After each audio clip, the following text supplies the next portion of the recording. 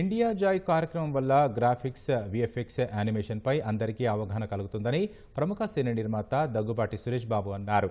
హెచ్ఐసిసిలో India Joy కార్యక్రమానికి హాజరైన ఆయన పలు స్టాళ్లను పరిశీలించి వివరాలు అడిగి తెలుసుకున్నారు.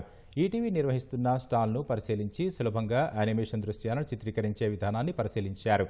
హైదరాబాద్తో పాటు బెంగళూరు, ముంబై, చెన్నైకి చెందిన అనేక మంది ఆ కార్యక్రమానికి హాజరయ్యారు. వీడియోలకు గ్రాఫిక్స్, విజువల్ ఎఫెక్ట్ జోడించే విధానం గురించి స్టాళ్ల నిర్వాహకులు వివరించారు. వినోద రంగానికి అదనపు హంగులు తెచ్చేందుకు ఉపయోగపడే విఎఫ్ఎక్స్, గ్రాఫిక్స్ గురించి అందరికీ అర్థమయ్యేలా స్టాళ్లను ఏర్పాటు చేశారు. సినీ రంగంపై ఆసక్తి ఉన్న యువత లఘు చిత్రాలు, సందేశాత్మక వీడియోలు చేయాలనుకునే వాళ్లకు ఆ షో ఎంతగానో ఉపయోగపడుతోందని నిర్వాహకులు తెలిపారు.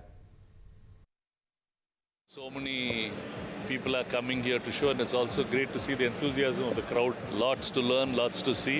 It's just an amazing equipment of ETV. I think it's fantastic, and it's just going to create a revolution in filmmaking. And all the students, I feel, must learn this new technology. Of course, the ETV booth is amazing. Had a great experience and a great learning, knowing more about this equipment. Would love to know more about it and would like to also use it.